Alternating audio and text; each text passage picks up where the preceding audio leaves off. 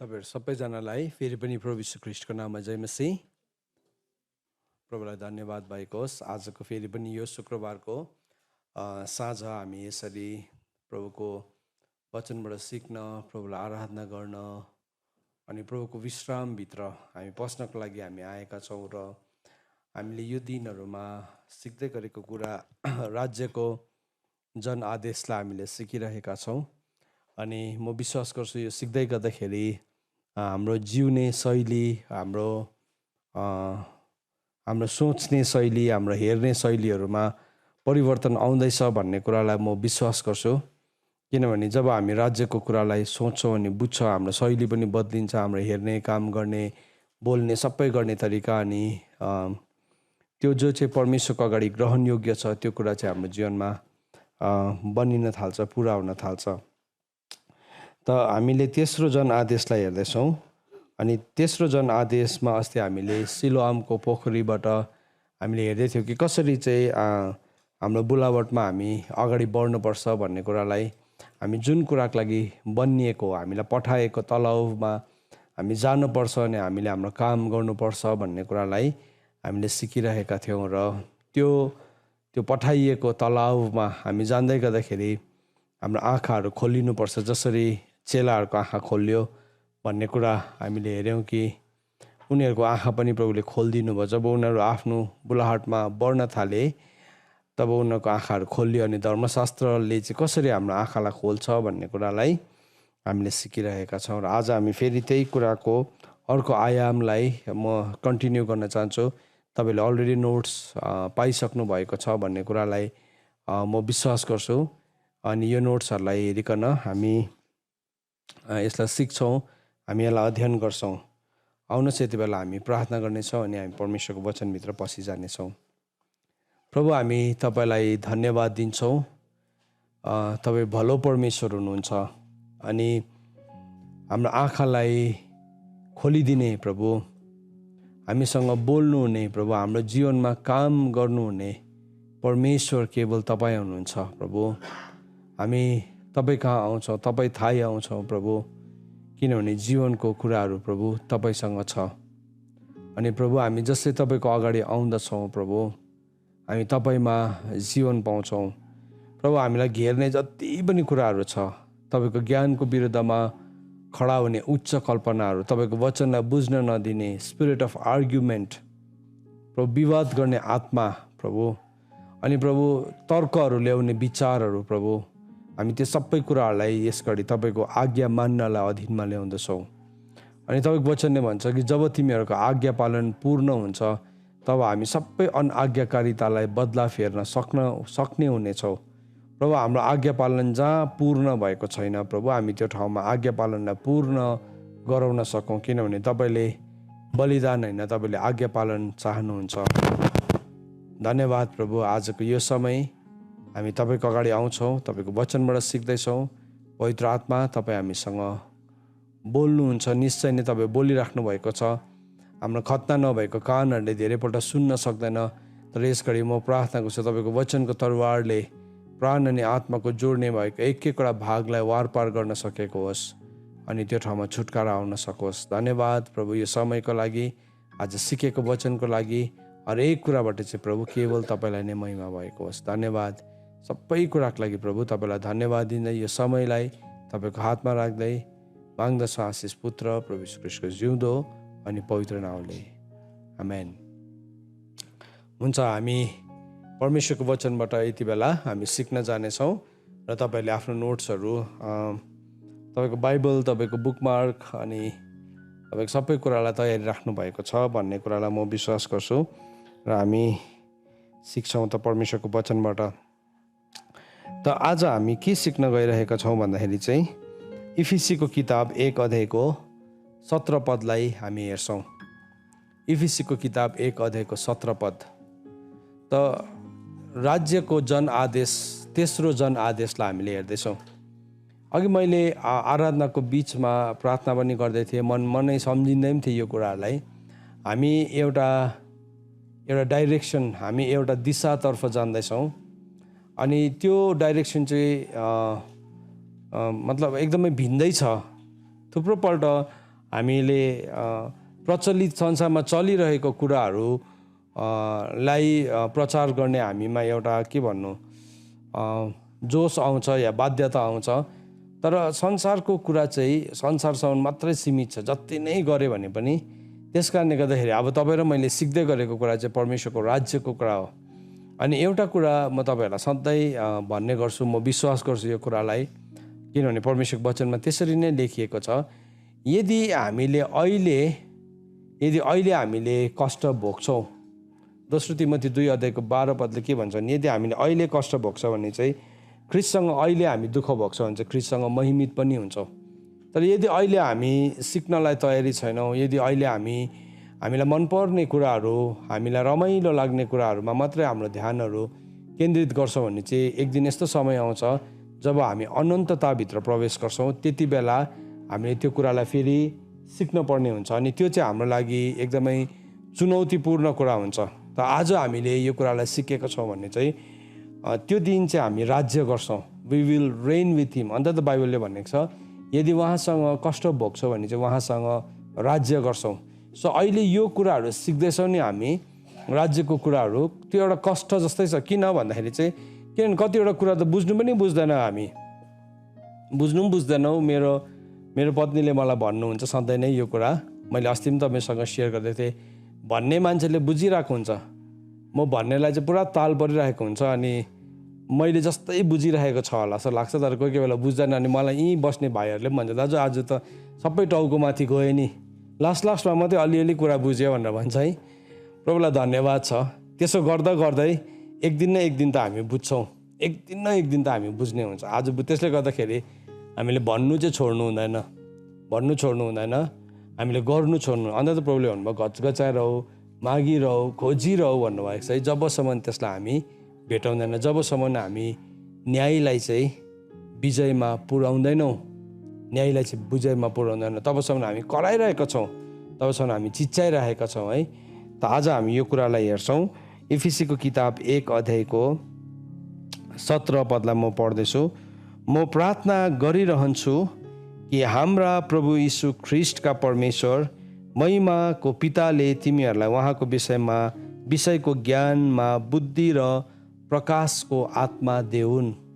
So पावलले एफिसीको मण्डलीलाई यो चिठी लेखेर भन्दैछ, दिस इज माई प्रेयर, यो मेरो प्रार्थना हो कि परमेश्वरको ख्रीष्ट, हाम्रा यीशु ख्रीष्टका परमेश्वर महिमाको पिताले तिमीहरूलाई उहाँको विषयमा ज्ञान, बुद्धि र प्रकाशको आत्मा देऊन् भनेको परमेश्वरको वचनमा लेखेको छ। सुन्नुहोस् है, प्रभुलाई चिन्नुको लागि, प्रभुको बारेमा जान्नुको लागि हामी त्यतिकै बुझ्नै सक्दैनौँ। प्रभुको महानतालाई, प्रभुको असीमतालाई बुझ्नको लागि चाहिँ हामी त्यत्तिकै, कुनै व्यक्तिले म त्यत्तिकै प्रभुको कुरालाई बुझ्न सक्छु भनेर सम्झिन्छ भने चाहिँ सक्दैन। उसले, हाम्रो सांसारिक बुद्धिले हामी प्रभुलाई चिन्नै सक्दैनौँ। बाइबलले त यो भन्छ कि संसारको बुद्धिले प्रभुलाई नचिन्दाखेरि चाहिँ प्रभुले प्रचारको मूर्खताबाट प्रभुले आफैलाई प्रकट गर्नुभयो भनेको छ। सो संसारको ज्ञानी तर्क वितर्क गर्ने मान्छेहरूले त्यो चाहिँ बुझ्नै सक्दैन। प्रभुको बारेमा नि तपाईँ एउटा ठुलो युनिभर्सिटीमा गएर बुझ्न सक्नुहुन्न। प्रभुको बारेमा जान्नु हो भने तपाईँले थुप्रो थियोलोजिकल ज्ञानहरूलाई हासिल गरेर बुझ्न सक्दैन। बाइबलले चाहिँ भेरी क्लियरली भनेको छ, बुद्धि र प्रकाशको आत्माले मात्रै प्रभुको विषयमा चाहिँ एउटा व्यक्तिले बुझ्न सक्छ अनि जान्न सक्छ। अनि उसले यही प्रार्थना गर्दैछ चर्चको लागि कि तिमीहरूले चाहिँ बुद्धि र प्रकाशको आत्मा पाउन् भनेको। सो प्रभुलाई चिन्नु हो भने चाहिँ त किन चाहिँ राज्यको तेस्रो जन आदेश जो चाहिँ अन्धाहरूको दृष्टि खोलिदिनलाई भनेर प्रभु भन्नुभयो है। सो त्यो अन्धा भनेको चाहिँ एउटा शारीरिक अन्धोपन मात्रै होइन हो, शारीरिक अन्धोपन पनि एउटा त्यो गाह्रो कुरा हो, तर त्यो भन्दाखेरि भयानक चाहिँ नि आत्मिकी अन्धोपन हो। आत्मिकी रूपमा एउटा मान्छे अन्धो भएपछि चाहिँ उसले कति गर्यो भने पनि कुरा बुझ्दैन रहेछ, कति गर्दाखेरि पनि बुझ्दैन रहेछ। तर जब एउटा व्यक्तिको आत्मिकी आँखा खोलिन्छ त्यहाँदेखि चाहिँ उसले परमेश्वरको कुरालाई सजिलोसँगले बुझ्न सक्छ। फेरि प्रभुको कुरा बुझ्न उसलाई केही पनि गाह्रो हुँदैन। चेलाहरूको जबसम्म आत्मिकी आँखा खोलेको थिएन उनीहरूले प्रभुले भनेको सबै कुराहरूलाई गलत प्रकारले बुझ्थ्यो, किनभने उनीहरूले शरीरको हिसाबले बुझ्थ्यो। तर जुन दिन उनीहरूको आत्मिकी आँखा खोलियो त्यहाँदेखि चाहिँ उनीहरूले परमेश्वरको आत्माको गहिरो कुराहरू, मतलब उनीहरू यस्तो छक्कै परे मान्छेहरू कि यो मान्छेहरू त अशिक्षित होइन, यिनीहरू त अनपढ होइन, यिनीहरूले त कुनै थियोलोजिकल कलेज पनि छैन, यिनीहरू कुनै अब त्यस्तो डिग्री पनि हासिल गरेको छैन, तर यिनीहरूकोमा यो ज्ञान कहाँबाट आयो भनिकन मान्छेहरू छक्कै परे। किन भन्नुहोस् त, जब पवित्र आत्मा आउनुभयो एकै मोमेन्टमा, एकै क्षणमा उनीहरूको आत्मिक आँखा खोल्यो। तर त्यसको मतलब यो होइन फेरि हामीलाई धर्मशास्त्र चाहिँदैन, होइन। आत्मिक आँखा खोलेको मान्छेले चाहिँ धर्मशास्त्रलाई बुझ्छ।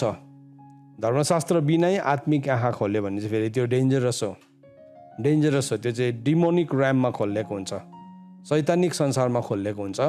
अनि त्यसमा पनि थुप्रो किसिमको सुपर नेचुरल अलौकिक कुराहरू देख्छ, तर त्यो चाहिँ सबै शैतानसँग अनि मृत्युसँग जोडिएको हुन्छ। त यहाँ चाहिँ के भन्दैछ भने चाहिँ 17 पदमा चाहिँ प्रभुको विषयमा जान्नको लागि चाहिँ बुद्धि र प्रकाशको आत्मा पाउन्। त दुई किसिमको दृष्टि छ, दुई किसिमको दृष्टिकोण छ। आज म त्यो दृष्टिको नोट्समा तपाईँ हुनुहुन्छ भने तपाईँले त्यो नोट्सलाई हेर्न सक्नुहुन्छ। र तपाईँहरू जतिजनाले नोट्स ढिलो पाउनुभयो तपाईँहरूलाई म एन्करेज गर्छु यो नोट्सहरू डाउनलोड गर्नुहोस्, किनभने यो सधैँभरि वाट्सएपमा बस्नेवाला छैन, तर तपाईँले डाउनलोड गरेर त्यसलाई आर्काइभ गर्नुभएको छ, एउटा फाइललाई मेन्टेन गर्नुभएको छ नि, तपाईँलाई सिकाउँदाखेरि पनि तपाईँको राम्रो रेफरेन्स पोइन्ट हुन्छ राम्रोसँगले, अनि तपाईँले बुझ्नुहुन्छ कतिवटा कुरा। म आफै पनि जब अगाडि पहिला लेखेको नोट्सहरू आजको दिनमा म पढ्छु, त्यो कुरालाई अझै बेसी बुझ्न सक्छु, किनभने परमेश्वरको वचन त सधैँ नै नयाँ भइरहन्छ है। दुई किसिमको हाम्रो आँखाहरू हुन्छ, दुई किसिमको हाम्रो दृष्टिहरू हुन्छ। पहिला म तपाईँलाई यो दुई किसिमको दृष्टिको बारेमा बताउन चाहन्छु। एउटा चाहिँ के हो भन्दाखेरि चाहिँ हाम्रो शारीरिक आँखाहरू हो, फिजिकल आइज हो। यो शारीरिक आँखा जसले हामी सबै कुरालाई देख्छौँ, यो शारीरिक आँखा यति साह्रो शक्तिशाली छ। यो आँखा यो आँखा यति साह्रो अचम्मको छ। यो लेन्स, यसले रङलाई चिन्नु सक्छ, यसले दूरीलाई नाप्नु सक्छ, यसले गहिराईलाई भाप्नु सक्छ। यसले कुनै आँखाले देखेर नै त्यसले तापमान पनि थाहा पाउन सक्छ एउटा चिजको, त्यति साह्रो पावरफुल छ। त्यो चिज कतिको तातो छ भनेर तपाईँले आँखाले पनि अन्दाज लगाउन सक्नुहुन्छ। त्यो चिज तपाईँदेखि कति टाढो छ भनेर त्यो आँखाले तपाईँले अन्दाज पनि लगाउनु सक्छ। त्यो चिज कति रङ्गीन छ भनेर तपाईँको आँखाले छुट्याउन सक्छ। त्यो चिज कति सुन्दर छ तपाईँको आँखाले देख्न सक्छ। त्यो कति घिनलाग्दो छ त्यो पनि तपाईँको आँखाले देख्न सक्छ। तर यो चाहिँ के हो भन्दाखेरि चाहिँ यो चाहिँ एउटा फिजिकल आइज हो, शारीरिक आँखा हो। अनि शारीरिक आँखाको बारेमा बाइबलमा हामीले हेर्दाखेरि उत्पत्तिको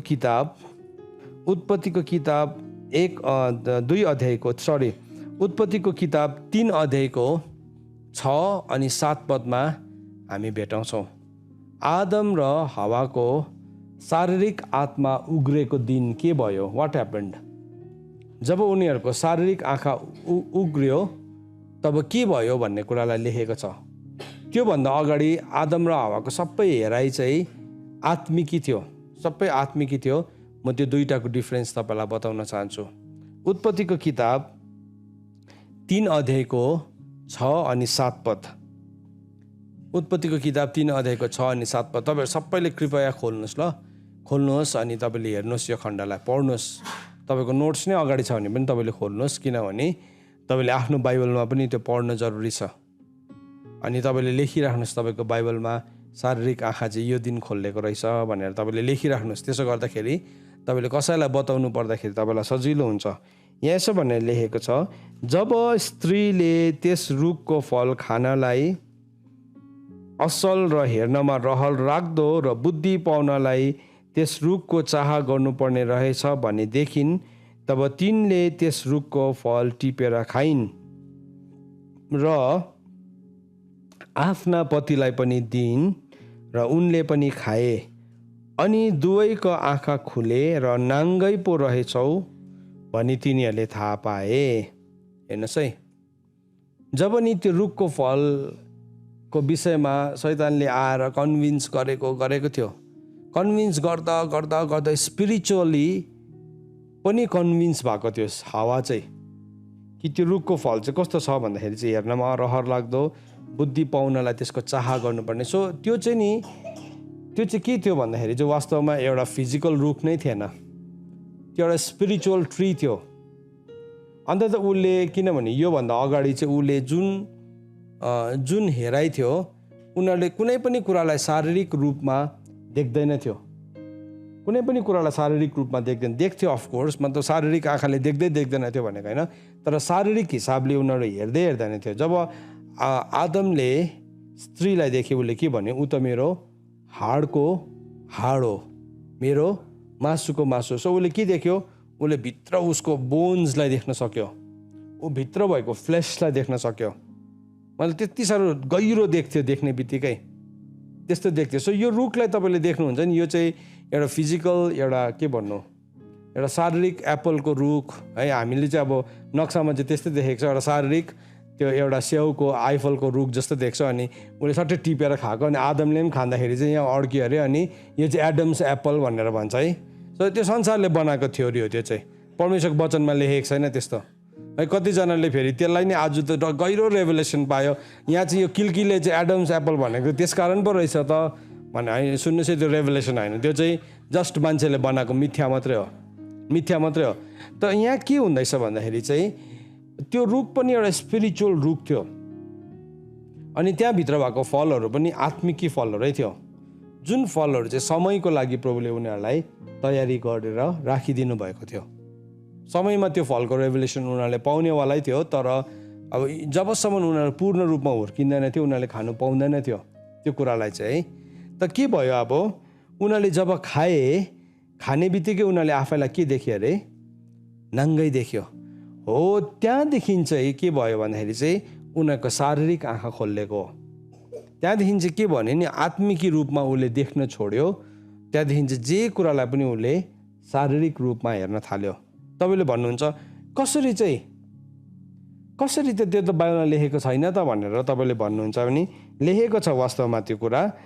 उत्पत्तिको किताब 2 अध्यायको 25 पदमा हेर्नुहोस्। उत्पत्तिको किताब 2 अध्यायको 25 पद हेर्नुहोस्, त्यहाँ के लेखेको छ। उत्पत्तिको किताब 2 अध्यायको 25 पदमा तपाईँको बाइबलमा हेर्नुहोस्, त्यहाँ के भनेको छ, मानिस र तिनको पत्नी दुवै नाङ्गा थिए र लजाउँदैन थिए भनेको छ। अब त्योभन्दा अगाडि पनि उनीहरू नाङ्गा थिए अरे, तर उनीहरू लजाउँदैन थिए।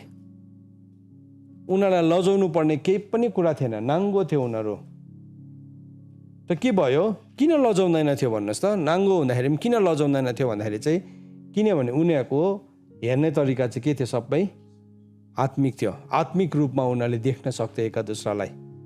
त त्यसमा केही लजाउनु पर्ने केही कुरा नै छैन। तपाईँले आफ्नो एक्सरे हेरेर तपाईँ लजाउनुहुन्छ, हजुर। तपाईँको अल्ट्रासाउन्डको रिपोर्ट हेर्नु भने लजाउनुहुन्छ, यद्यपि त्यो पनि शारीरिक हो। तर एक्सरे देख्यो भने अब मलाई त मेरो एक्सरे देखेर कस्तो लाज लाग्यो भनेर हामी भन्दैनौँ। किनभने त्यो त एउटा रे हो, जुन चाहिँ रे हाम्रो फिजिकल आँखाको लागि भिजिबल छैन। यद्यपि त्यो फिजिकल हो, यद्यपि त्यो शारीरिक हो। एक्सरे चाहिँ आत्मिक हो भनेको होइन है। फेरि तपाईँहरूले यो नभन्नुहोस् है, फेरि भोलिको दिन एक्सरे भनेको चाहिँ आत्मिकी हो भनेर सिकायो भनेर नभन्नुहोस् है। एक्सरे आत्मिकी होइन, तरै भए तापनि मैले एक्सप्लेन गर्न खोज्छु। एक्सरेले चाहिँ तपाईँको शरीरभन्दा भित्र खिच्छ।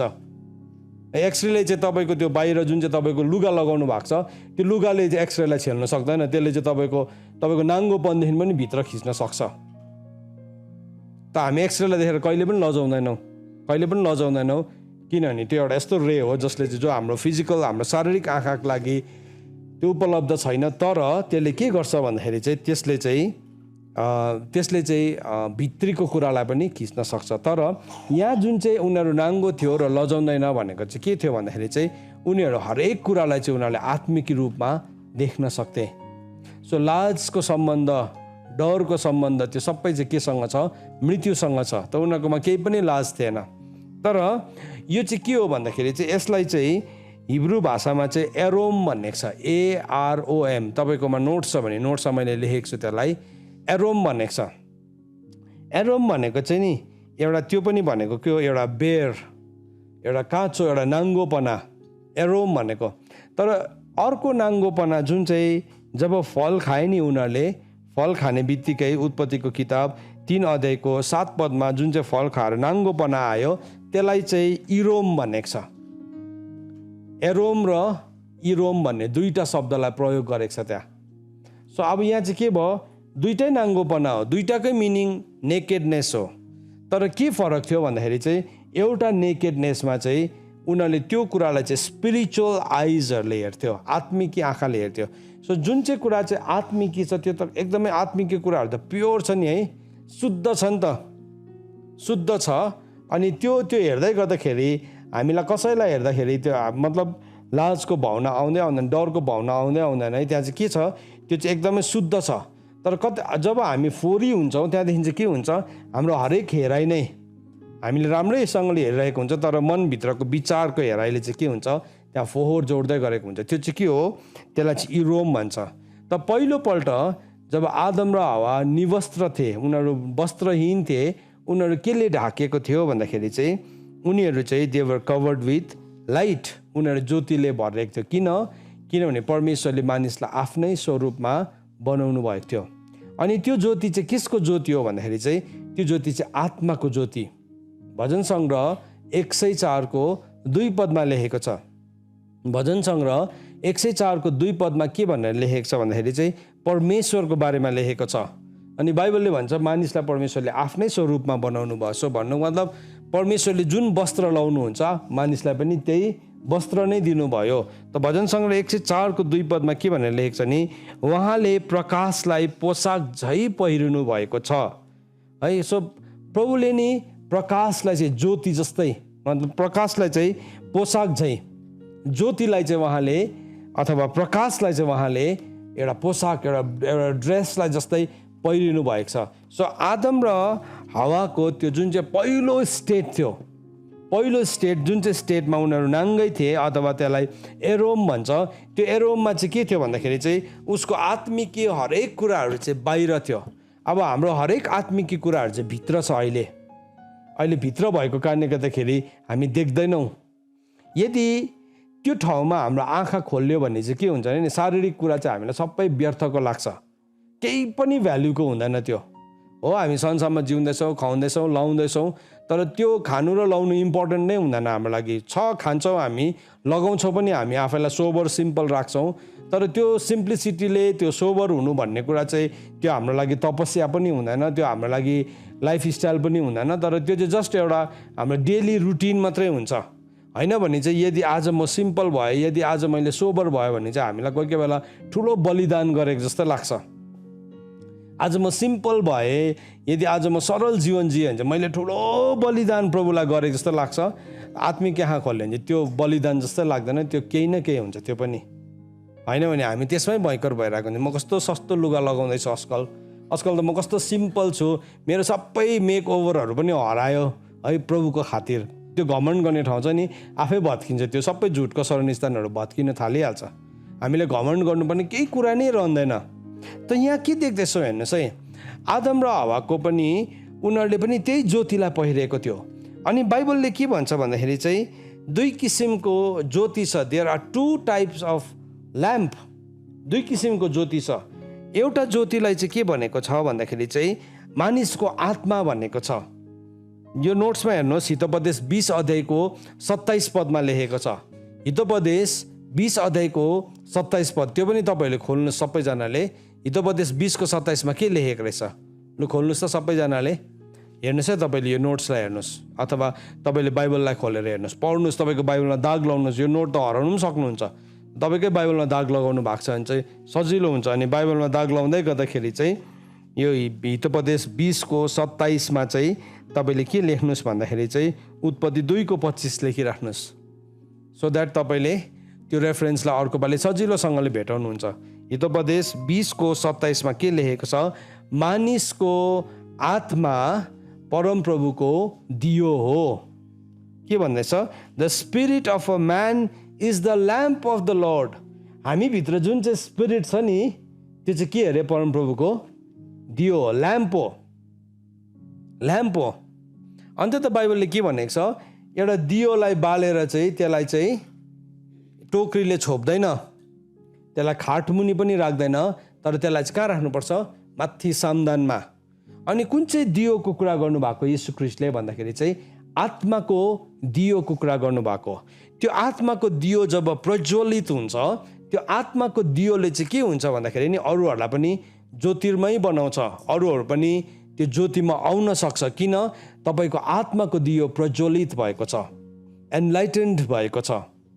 अनि त्यस कारणले गर्दाखेरि पौलले के भन्यो, मेरो प्रार्थना चाहिँ यो छ कि महिमाको पिताले तिमीहरूलाई उहाँको विषयमा ज्ञान, बुद्धि र प्रकाशको आत्मा दिउन्। किन भन्दाखेरि चाहिँ किनभने मानिसको आत्मा परमप्रभुको दियो हो। सुन्नुहोस्, एउटा ल्याम्प चाहिँ के रहेछ? स्पिरिट हो। स्पिरिट हाम्रो जुन चाहिँ आत्मा छ त्यो चाहिँ दियो हो। आत्मा के अरे? भन्नुहोस् तपाईँको छेउको साथीलाई, मेरो आत्मा परमप्रभुको दियो हो। सुन्नुहोस् है, हाम्रो आत्मा परमप्रभुको दियो हो। त यो आत्मा, यो दियो बलिरहेको छ तपाईँको जीवनमा? यो दियो बलेको छ कि छैन? अब यो दियो चाहिँ कसरी बल्छ?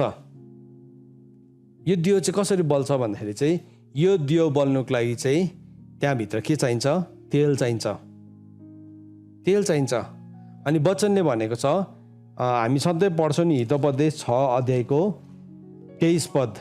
एकपल्ट यो पनि नोट्समा छैन, हेर्नुहोस्, हितोपदेश 6:23। अब तपाईँले यो कुरालाई अझै क्लियर बुझ्नुहुन्छ। हितोपदेश 6:23 के भनेर लेखेको छ?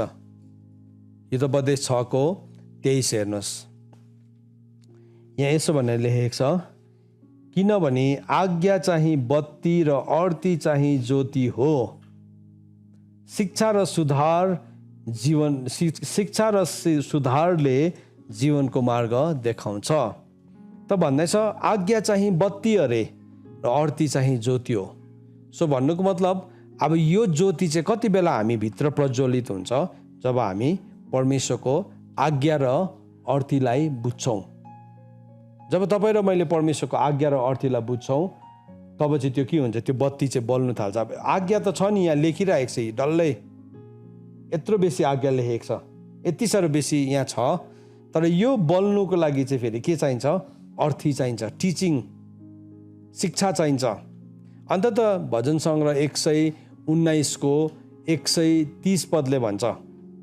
भजन सङ्ग्रह 119:30 के भन्छ हेर्नुहोस् त, तपाईँले खोल्नुहोस् त्यो पनि। भजन सङ्ग्रह 119:130।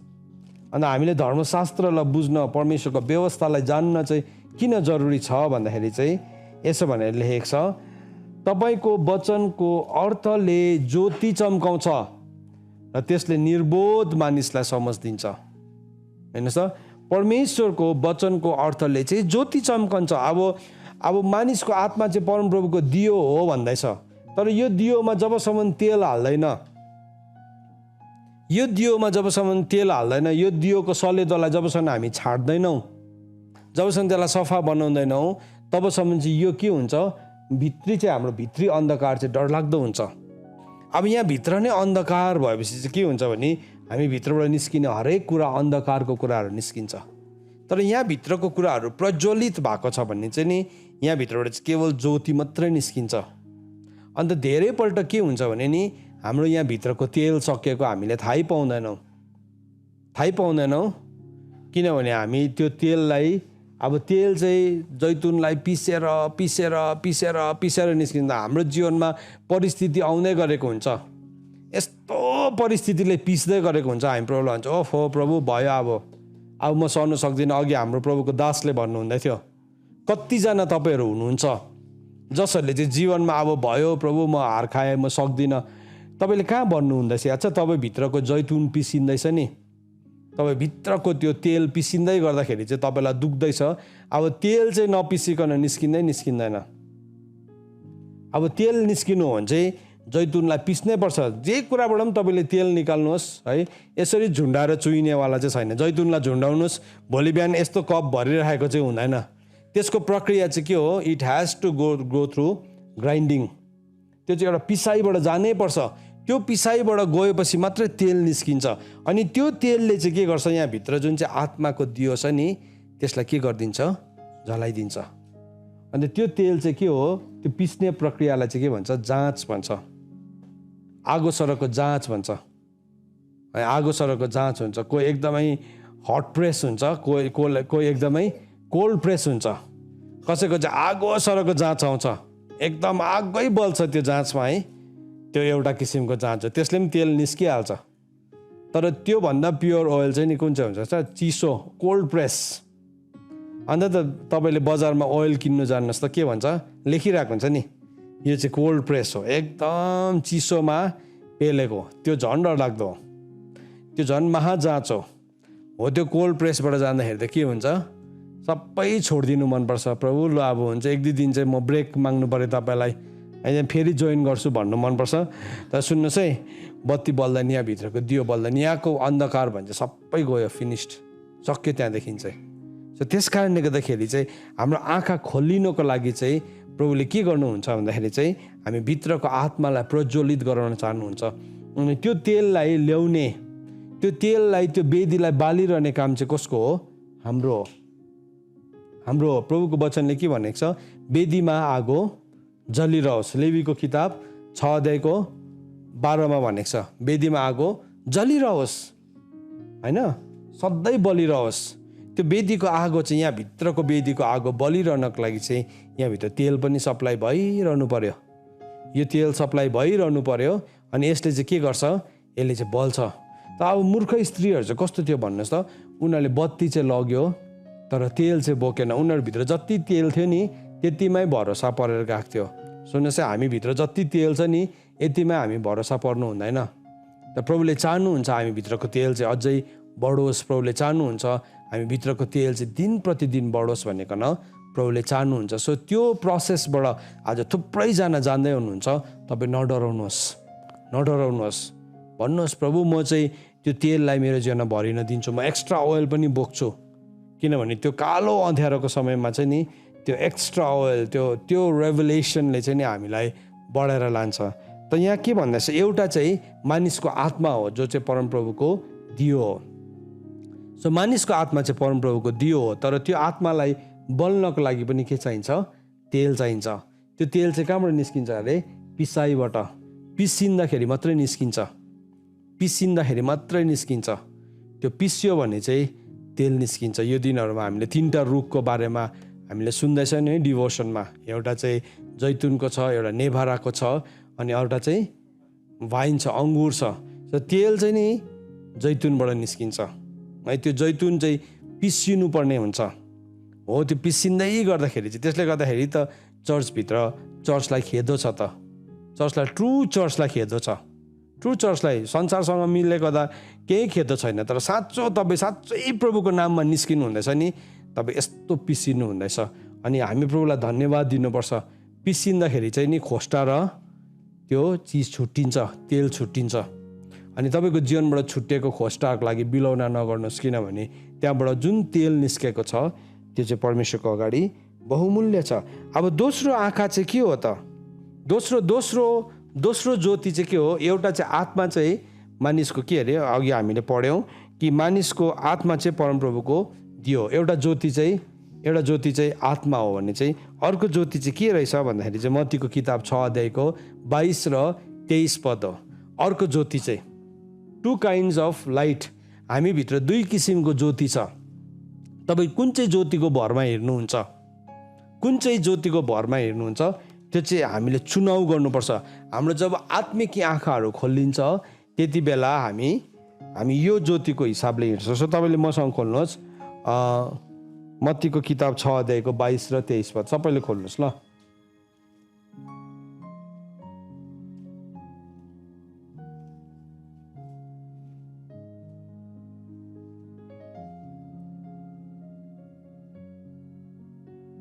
ओके, सो यहाँ के भनेर लेखेको छ, आँखा शरीरको बत्ती हो। हेर्नुहोस् है, आत्मा चाहिँ परमप्रभुको बत्ती हो भने चाहिँ आँखा चाहिँ कसको बत्ती अरे, शरीरको बत्ती अरे। यदि तिम्रो आँखा स्वस्थ छ भने तिम्रो सारा शरीर उज्यालो हुन्छ। If your eyes are healthy then your body is healthy। तर तिम्रो आँखा खराब छन् भने तिम्रो शरीर अँध्यारो हुनेछ। यसकारण तिमी भित्र भएको उज्यालो चाहिँ अँध्यारो भयो भने त्यो अँध्यारो कस्तो घोर अँध्यारो हुनेछ। अब यहाँ 2वटा बत्तीको कुरा गरेको छ, एउटा चाहिँ आँखाको र त्यसको सेकेन्ड पार्टमा वर्स 23 चाहिँ तिमी भित्रको भन्ने छ नि। तिमी भित्रको भनेको चाहिँ कुन चाहिँ हो, कुन चाहिँ ज्योतिको कुरा गरेको, आत्माको ज्योतिको कुरा गरेको। सो यहाँ भन्दैछ यहाँ आँखा चाहिँ शरीरको बत्ती हो। अब अर्को बत्ती चाहिँ छ आँखाको छ। सो आँखाको बत्ती पनि के छ, आँखाले त अब के देख्छ नि, हाम्रो आँखाले रङबिरङ्गी। शैतानले हामीलाई छल्नु सक्ने ठाउँ चाहिँ यहाँ हो। सो आँखाको हिसाबले मात्रै हामी हिँड्छौँ भन्ने चाहिँ यहाँ चाहिँ हामी छल्लिन्छौँ। किनभने आँखाले चाहिँ जहिले पनि आँखाको अभिलाषा, शरीरको अभिलाषा, जीवनको सेखीलाई हेर्छ। जहिले पनि आँखाले चाहिँ त्यति कुरालाई मात्रै हेर्छ। जस्तै भए तापनि यो आँखाले चाहिँ त्योभन्दा बेसी चाहिँ केही हेर्नै सक्दैन। ओके, मेरो आँखाले कसैलाई अभिलाषापूर्णले हेर्दैन होला, तर यो आँखाको चाहिँ रेन्ज भन्छ नि है, त्यसको रेन्ज चाहिँ के छ, त्यसको रेन्ज लिमिटेड छ। त्यसको सीमा नै यति साह्रो सीमित छ।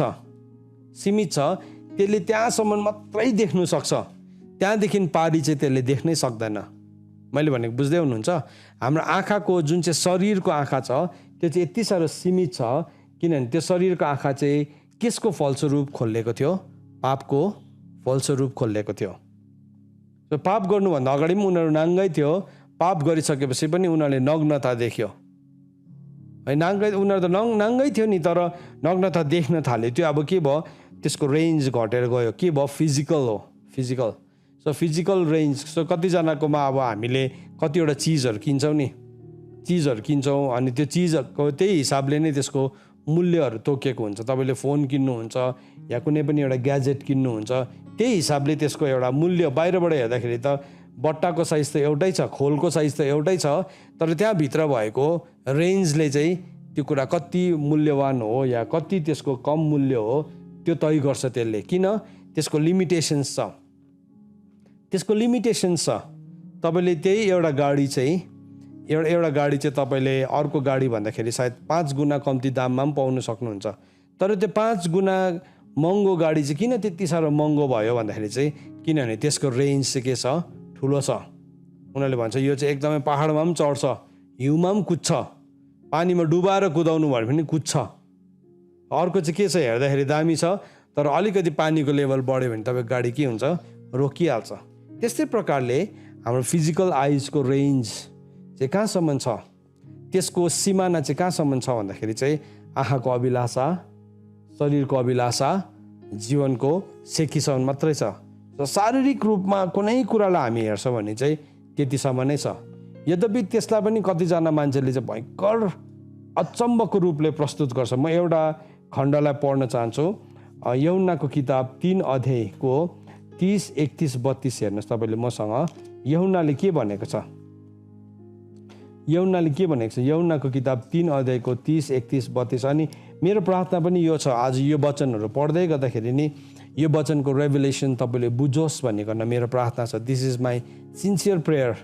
यो दिनहरूमा म यही प्रार्थना गर्दैछु, म आफ्नो लागि पनि अनि हरेक शिक्षा सुन्नेहरूको लागि पनि प्रभु यो वचन चाहिँ बुझोस् भनिकन। यति साह्रो शक्तिशाली कुरा गरेको छ यूहन्नाले। अब उसले कुरा बुझेको रहेछ, आज हामी भर्खर बुझ्दैछौँ उसले बुझेको रहेछ भन्ने कुरालाई यहाँ यसो भनेर लेखेको छ। यूहन्नाको किताब 3 अध्यायको 30, 31, 32 लाई म पढ्छु। यहाँ के भनेर लेखेको छ भन्दाखेरि चाहिँ उहाँ बढ्नु तर म चाहिँ घट्नु आवश्यक छ। अब यो त हामी सधैँ गीत गाउँछौँ, यो हामी प्रचार पनि गरेको कुरा हो, यसलाई मैले बुझाउनु पर्दैन। तर 31 पदलाई हेर्नुहोस्। माथिबाट आउने सबैभन्दा माथिका हुन्, पृथ्वीबाट हुने पृथ्वीकै हो र पृथ्वीकै कुरा बोल्छ, स्वर्गबाट आउने सबैभन्दा माथिका हुन्। अब यो 31 पदलाई अलिकति एक्सप्लेन गर्छु म तपाईँलाई। हेर्नुहोस्, माथिबाट आउने कुरा चाहिँ जहिले पनि माथिबाटको हो भनेको छ, नम्बर 1 पोइन्ट। नम्बर 2 पोइन्ट हेर्नुहोस्, पृथ्वीबाट हुने पृथ्वीकै हो र पृथ्वीको कुरा बोल्छ। सो पृथ्वीबाट हुनेले चाहिँ नि जहिले पनि केसको कुरा बोल्छ अरे? पृथ्वीकै। अब उसले जस्तै भयङ्कर कुरा गर्यो भने कहाँसम्म छ त्यो चाहिँ? पृथ्वीसम्म मात्रै छ। यो संसारमा कसरी जिउनु, कसरी धनी हुनु, कसरी समस्याबाट हामी बाहिर निस्किनु, कसरी हाम्रो बुद्धिले धन कमाउनु है, कसरी हामी राम्रोसँगले गुड एटिकेट्सको साथ बस्नु, कसरी हाम्रो पैसालाई म्यानेज गर्नु, अनि कसरी हामी कसैलाई पनि चोट नपुर्याइ बोल्नु है, राम्रो कुराहरू हो नि त्यो, साँच्चैकै राम्रो कुराहरू हो।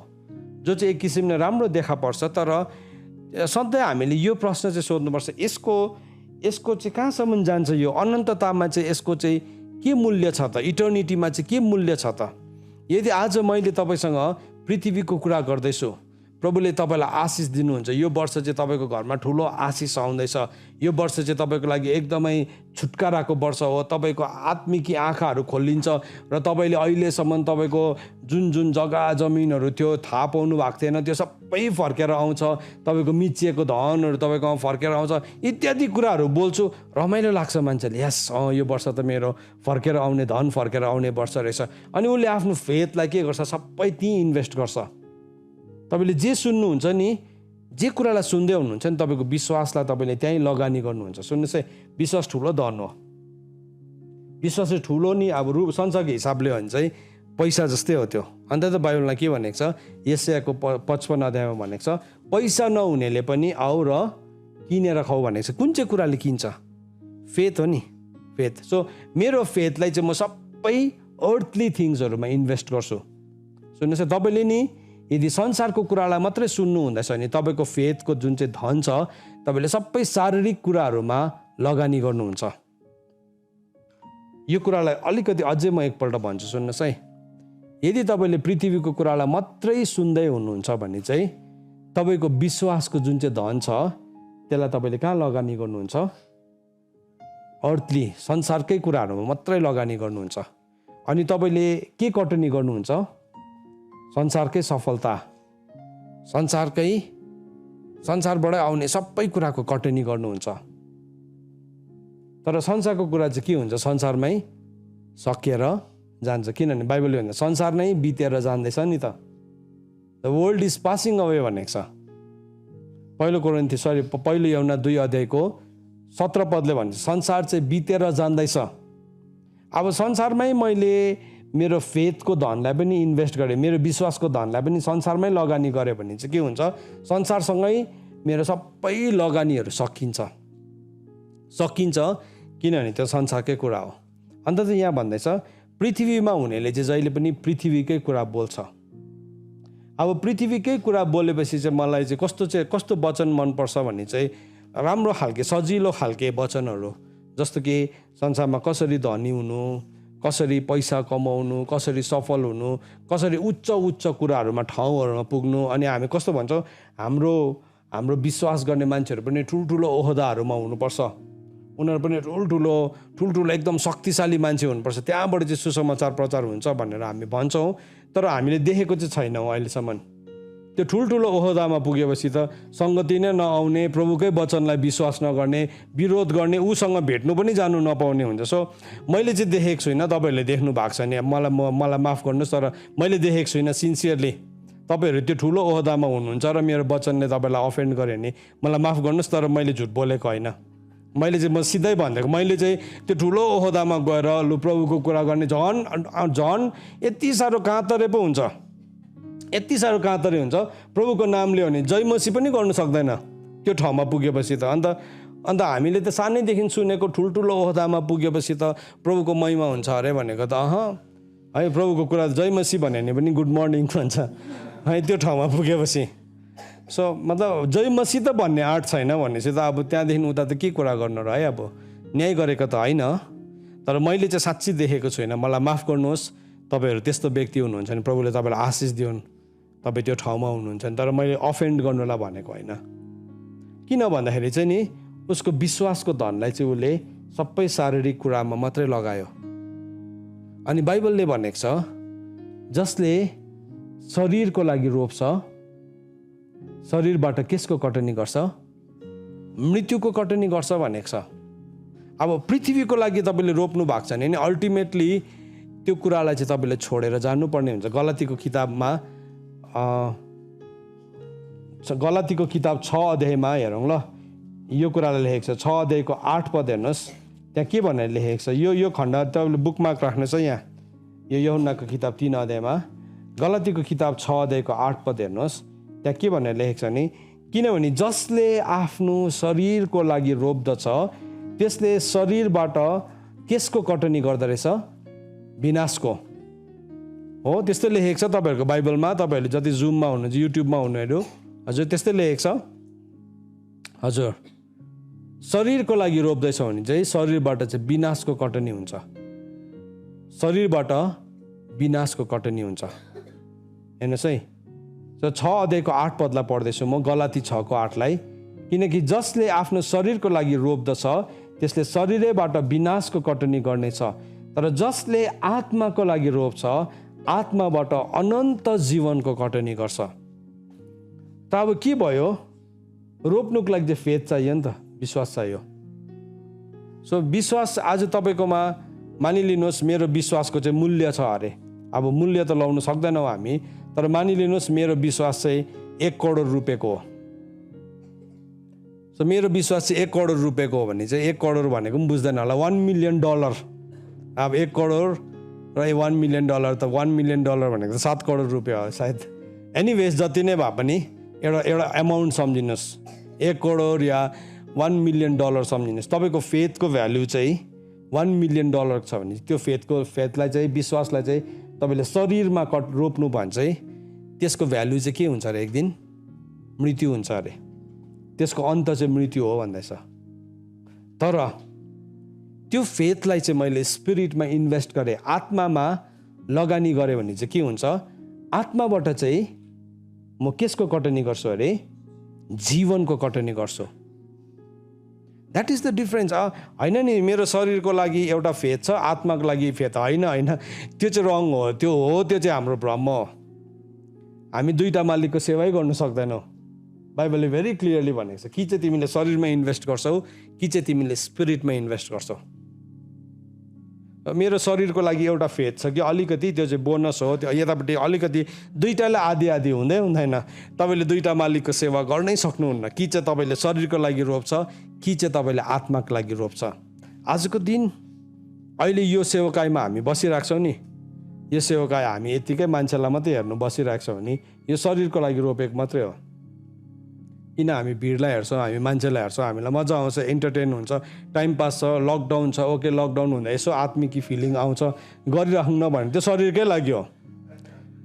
तर कतिजना तपाईँ गाडी कुदाउँदै हुनुहुन्छ, भाँडा माझ्दै हुनुहुन्छ, तपाईँ यस्तो साह्रो परेर दाँत दुखेर तपाईँ ओछ्यानमा लडिराख्नु भएको छ, तर भए पनि होइन, यो टाइम त मैले प्रभुसँगको हो, यो त मेरो कमिटमेन्ट हो।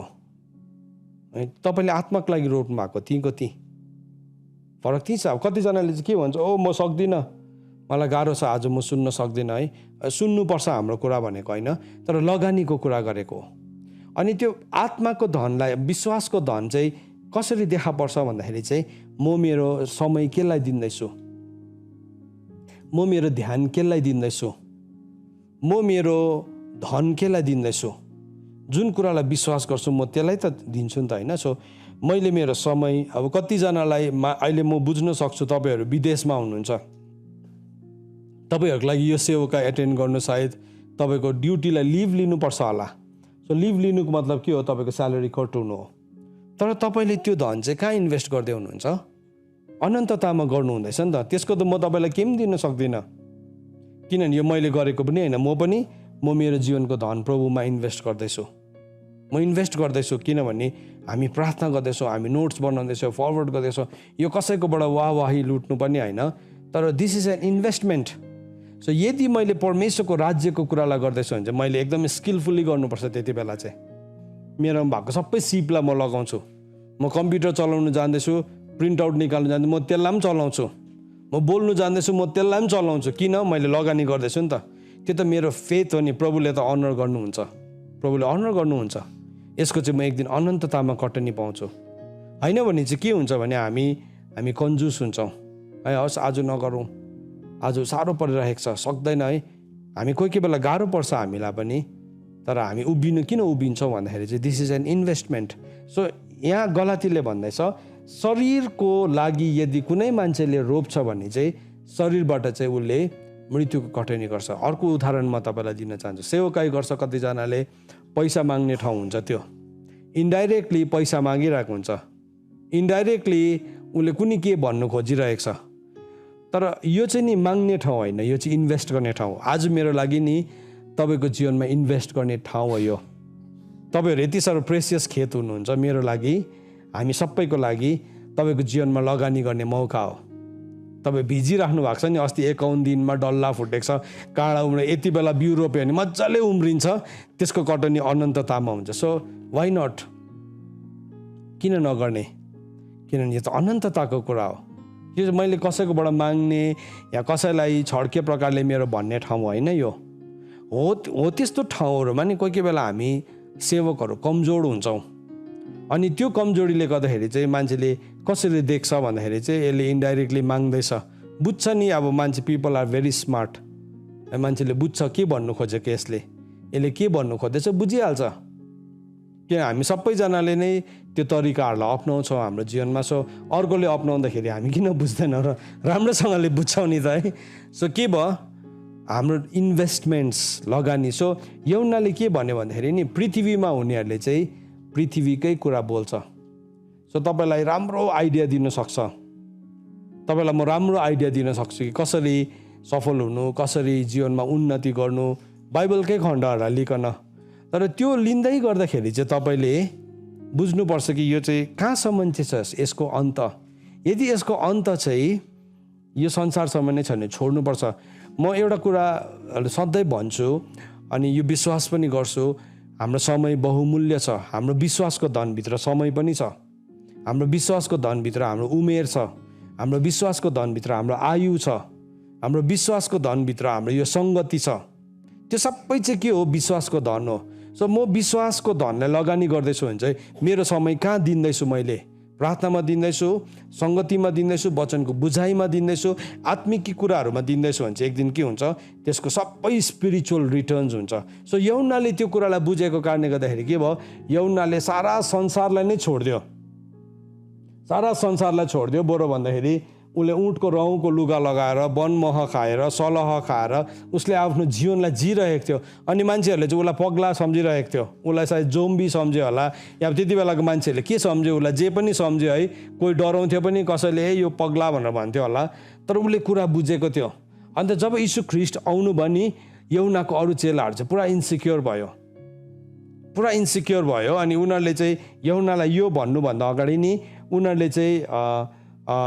उनीहरूले आएर यौनालाई कम्प्लेन गरेको छ। यहाँ 25 पदमा हेर्नुहोस्, यहाँ छ भनेर लेखेको छ 3 अध्यायको 25 पदमा। त्यस बेला यौनाका चेलाहरूको एउटा यहुदी सित शुद्ध हुने विषयमा वाद विवाद भयो। यौना कहाँ आएर तिनीहरूले उनलाई भने, गुरुज्यू, जो यर्दन पारी तपाईँसित हुनुहुन्थ्यो, जसको लागि तपाईँले गवाई दिनुभएको छ, हेर्नुहोस् उहाँ बप्तिस्मा दिनुहुन्छ र सबै उहाँ कहाँ जान्छन्। सो यौनालाई हतार भन्दैछ, तपाईँले बप्तिस्मा दिएको होइन त्यो यीशु भन्ने मान्छेलाई, अहिले चाहिँ यीशु भन्ने तपाईँलाई छोडेर सबैजना जान्दैछ। इभन यौनाको चेला र यीशु ख्रीष्टको चेलाको बिचमा टक्कर पनि भएछ। सायद भने होला तिमीहरूको मालिकले चाहिँ तिमीहरूको रब्बाई साँच्चीकै हो भने चाहिँ किन भेडा चोरेको? अब अहिलेको भाषामा भन्छ भेडा चोर भनिहाल्यो होला है। भेडा हाम्रो सबै यत्रो यौनाले कत्रो मिनिस्ट्री गरेर बिल्डअप गरेको, अहिले त भट्टाभट्टी सबैजना उता जान्दैछ। अनि यौनाको उनीहरूले रियाक्सन चाहिँ के सम्झेको थियो? ए हो, त्यसलाई म अहिले ठिक पार्छु है। तर यौनाको रियाक्सन हेर्नुहोस् है, उसले के भन्दैछ? यौनाले भने मानिसलाई स्वर्गबाट दिएको छैन भने त्यसले केही कुरा पाउनु सक्दैन। भेरी क्लियरली भनिदियो। हेर्नुहोस्, हामीले याद राखौँ यो कुरालाई, स्वर्गबाट दिएको छैन भने नि हामीले केही पाउँदैनौँ, कोसिस पनि गर्नु हुँदैन स्वर्गबाट नदिएको कुरा थाप्ने चाहिँ। किनभने त्यससँग चाहिँ कोड जोडेको हुन्छ, त्योसँग चाहिँ श्राप जोडेको हुन्छ। स्वर्गबाट नदिएको जति पनि कुरा हुन्छ नि त्योसँग मृत्यु जोडेको हुन्छ। किन एलिसाले चाहिँ त्यो नामानको धनलाई थाप्नु चाहेन भन्दाखेरि चाहिँ किनभने त्यो चाहिँ उसलाई स्वर्गबाट दिएको धन नै थिएन, स्वर्गबाट दिएको थिएन। त्यस कारणले गर्दाखेरि उसले रिसिभ नै गर्न चाहेन। स्वर्गबाट नि तपाईँ र मलाई दिएको छ भने नि जसरी पनि तपाईँ कहाँ आउँछ त्यो। त्यसको लागि हामी परिश्रम पनि गर्नु पर्दैन, त्यसको लागि हामीले बुद्धि चलाउनै पर्दैन। स्वर्गबाट दिएको छ भने इमान्दार चाहिँ हुनुपर्छ। अनि इमान्दारी हुनु चाहिँ सबैभन्दा ठुलो व्यवहारिकता हो। इमान्दारी हुनुको लागि चाहिँ पुरा व्यवहारिकता चाहिन्छ हामीलाई। सो कतिपल्ट नि तपाईँले परिश्रम नगरी आउँछ भन्दाखेरि चाहिँ फेरि बेइमान भएर प्रार्थना नगरेर फोन खेलाइरहेर अल्छी गरिरहेर बहाना गर्दै बस्यो नि, परिश्रम नगरी होइन। इमान्दारीपन चाहिँ ठुलो व्यवहारिकता। उसले भन्दैछ यूहन्नाले भने मानिसलाई स्वर्गबाट दिएको छैन भने त्यसले केही कुरा पाउन सक्दैन। म ख्रिस्ट होइन तर म उहाँभन्दा अगाडि पठाइएको हुँ भनेर मैले भने भने तिमीहरू आफै नै मेरो निम्ति गवाही दिन्छौ। जससँग दुलही छ त्यही दुलहा हो र तर दुलहाको मित्र छेउमा खडा भई दुलहाको स्वर सुनेर अत्यन्त आनन्दित हुन्छ। कस्तो शक्तिशाली कुरा गरे उसले भनेन भेडा चोर। हाम्रो चाहिँ के छ अब अहिलेको आजको दिनको डायलग के छ? भेडा चोर भनिहाल्छ, भेडा चोर भन्छ। आफूले पनि सम्हाल्दैन, सम्हालेको भत्केको टुटेको फुटेको टिपेर उसको जीवन बन्ने भने चाहिँ के भयो? भेडा चोर। पुरा दोष पाउँछ हामीले पुरा पाउँछौँ।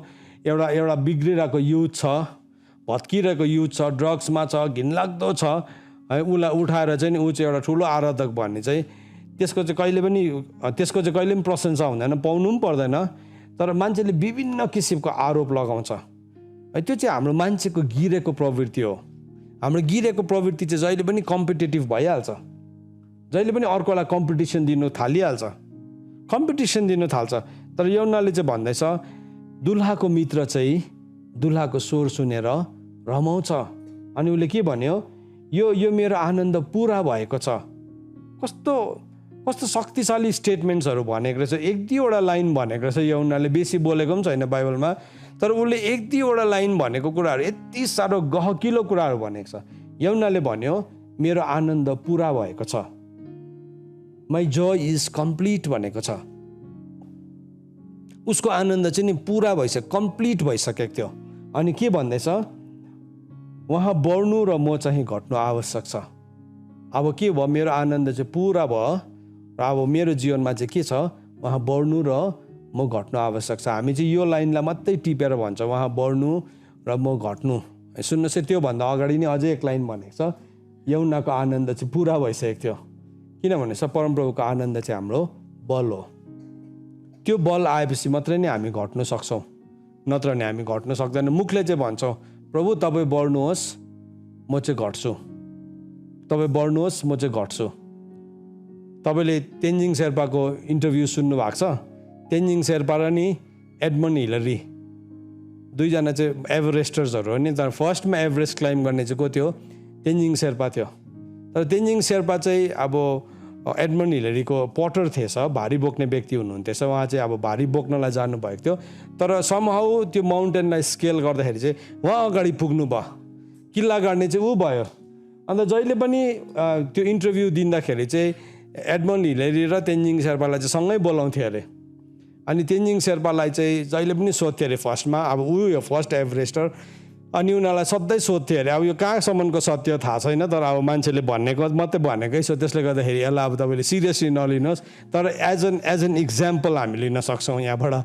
सो उसलाई इन्टरभ्यू लिन्थ्यो अरे। इन्टरभ्यू लिँदाखेरि जहिले पनि भन्थ्यो अरे हामी चढ्यौँ अनि म चाहिँ फर्स्ट भएँ अनि एडमन्ड हिलरी चाहिँ सेकेन्ड भयो भन्थ्यो अरे। अन्त एडमन्ड हिलरीले चाहिँ एक दिन चाहिँ उसलाई बोलाएर भनेछ हेर तिमीलाई मैले त लगेको हो, त्यसले गर्दाखेरि अबदेखि त्यो फर्स्ट सेकेन्डको कुरा नगर्नु, त्यसो भन्दाखेरि राम्रो सुन्दैन। त्यो एक्सपिडिसनलाई लिड गर्ने लिडर त म थिएँ नि भनेर है। सो अब ओके, अब जेन्टलम्यान हो, राम्रो मान्छे हो। तर अर्को पालि त्यो लागेको बानी हुन्छ नि, अर्को पालि फेरि इन्टरभ्यू भएछ। अन्त फेरि इन्टरभ्यू हुँदा तपाईँ कसरी चढ्नु भयो भन्दाखेरि उसले फेरि त्यही भने अरे। भन्दै गर्दाखेरि के भने अरे हामी यसरी चढ्यौँ लड्यौँ के भयो। त्यहाँदेखि चाहिँ म चाहिँ फर्स्ट मात्रै भन्न अरे। यसो हेरेको तल एडमन्ड हिलरी बसिरहेको थियो अरे। अन्त यसो भने अरे म चाहिँ सेकेन्ड भएँ भने अरे। एडमन्ड हिलरी खुसी भयो अरे। अनि त्यति बेला चाहिँ भने अरे अन्त एडमन्ड हिलरी चाहिँ थर्ड भयो भने अरे। सो के भयो समहाउ अब हाम्रोमा स्वभाव चाहिँ के छ भने नि हामी चाहिँ जसरी पनि समहाउ अगाडि नै आउन चाहन्छौँ। कसरी हुनु त अब बिचरा ऊ त एकदम राइटफुल ओनर थियो त्यो अब एभरेस्टरको है, त्यो अब त्यो ठाउँको। तर हाम्रोमा स्वभाव चाहिँ छ, हाम्रोमा स्वभाव छ। हामी मुखले चाहिँ भन्छौँ प्रभु तपाईँ चाहिँ बढ्नु र म चाहिँ घट्नु आवश्यक छ। तर जब त्यो ठाउँ आउँछ नि त्यति बेला हामी घट्दै गर्दैनौँ। हामी बरुभन्दा प्रभुलाई छेलिदिन्छौँ। केले भन्दाखेरि चाहिँ नि हाम्रो पृथ्वीको विचारले, यो पृथ्वीमा भएको विचारले। सो जबसम्म एउटा मान्छेको नि आत्मिक आँखा खोलिँदैन नि त्यति बेलासम्म चाहिँ हामी संसारकै कुरा मात्रै गरिरहन्छौँ। संसारको कुरा। पवित्र आत्मा किन चाहियो उसलाई? शक्तिको लागि। शक्ति कसको लागि चाहियो? धनको लागि चाहियो। है, धन कसको लागि? संसारको लागि। मैले एक दिन एक ठाउँमा प्रचार गरेको थिएँ, पवित्र आत्माले चाहिँ हामीलाई धन कमाउने शक्ति दिनुहुन्छ। अनि एकजना मान्छेलाई मलाई लेखिहालेछ मेसेज, है त्यो पक्का लेखेको छ त्यस्तो भर्स बाइबलमा, पक्का हो तपाईँले भनेको कुरा पक्का हो। मैले भने पक्का हो, बाइबलमा लेखेको छ त्यो भर्स। कहाँ लेखेको छ त्यो भर्स? है, अन्त मैले त्यो बजेट पठाइदिएँ उसलाई, यहाँ लेखेको छ भनेकन। किनभने मान्छेलाई नि हो त्यस्तो कुराहरू पुरा मनपर्छ। पवित्र आत्माले चाहिँ धन कमाउने शक्ति दिनुहुन्छ। वाउ! सो पवित्र आत्मा आउँदा त धन पनि कमाउनु रहेछ। त्यसो भने त झन् राम्रो। कहाँसम्म? संसारसम्म मात्रै। तर हेर्नुहोस् है, हो त्यस्तो कुराहरू हामी पृथ्वीको कुरा मात्रै सोच्छ। आज तपाईँको जीवनमा सम्पन्नता आयो, सफलता आयो। त्यो सफलताको भ्याल्यु चाहिँ के छ? है, सफलताको मूल्य चाहिँ के छ त? त्यो सफलता चाहिँ कहाँसम्म जान्छ त? कि यो सफलता चाहिँ अनन्ततासम्म जान्छ कि यो पृथ्वीसम्म मात्रै छ? यदि त्यो सफलता चाहिँ अनन्ततासम्म जान्छ भने त त्यो जस्तो शक्तिशाली कुरा केही पनि होइन। तर त्यो चाहिँ यहीँ पृथ्वीमै टुङ्गिन्छ भने चाहिँ फेरि के भयो? त्यो केही न केही भयो। किनभने अल्टिमेटली त्यो त के भयो? शरीरको लागि रोप्यो, त्यसको मृत्युमै कटनी भयो। तर आत्माको लागि रोप्नेले चाहिँ के गर्छ? अनन्ततामा त्यसको कटनी गर्छ। त यहाँ के भन्दैछ भनेदेखि नि जब हाम्रो शारीरिक आँखाहरू खुल्ला हुन्छ, फिजिकल आइजहरू खुल्ला हुन्छ, शारीरिक आँखाले चाहिँ केवल शरीरको कुरालाई मात्रै हेरिरहन्छ, शरीरको कुरामा मात्र ध्यान दिन्छ, शरीरको कुरा नै उसको लागि ठुलो हुन्छ। हामी सेवकाई गर्छौँ, हामी सेवकाई गर्दाखेरि पनि के हुन्छ? त्यो सेवकाई सधैँ फेरि शरीरमै टुङ्गिन्छ। आत्माबाट सुरु त भएको हुन्छ, तर टुङ्गिँदाखेरि चाहिँ फेरि शारीरिक नै हुन्छ। हामी यो बिर्सी पठाउँछौँ कि प्रभुमा चाहिँ हाम्रो एउटा परिश्रम पनि व्यर्थ जान्दैन। तर कति बेला चाहिँ हाम्रो परिश्रमहरू प्रभुमा व्यर्थ जाँदो रहेछ भन्दाखेरि चाहिँ जब हामी त्यसलाई चाहिँ शरीरको लागि रोप्न थाल्छौँ। शरीरको लागि रोप्न थालेपछि चाहिँ के भयो? अब त्यो परिश्रम व्यर्थ भयो। त्यो चाहिँ के भयो? त्यो परिश्रम युजलेस भयो। किन? शरीरको लागि मात्रै रोप्दैछ। अन्त वचनले चाहिँ हामीलाई के भन्दैछ? जसले शरीरको लागि रोप्छ शरीरबाट मृत्युको कटनी गर्छ। अनि प्रभुले भन्नुभयो मत्तीको किताब 6:22 र 23मा, आँखा चाहिँ शरीरको बत्ती हो, यसकारण तिम्रो आँखा स्वस्थ छ भने तिम्रो शरीर उज्यालो हुन्छ। जसरी तिम्रो आँखा स्वस्थ हुँदाखेरि शरीर उज्यालो हुन्छ, त्यस्तै प्रकारले यदि तिम्रो आँखा चाहिँ खराब छ भने चाहिँ तिम्रो शरीर अँध्यारो हुन्छ।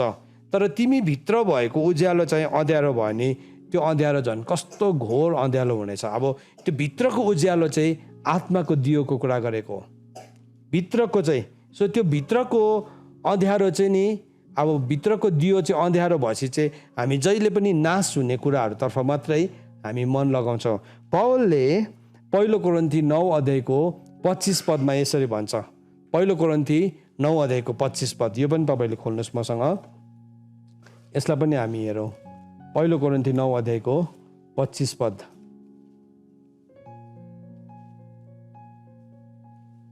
यहाँ भन्दैछ, तपाईँहरूले पनि खोल्नुहोस् ल, मैले पनि खोलिसकेको छु, तपाईँले पनि म सँगसँगै खोलेर हेर्नुहोस्।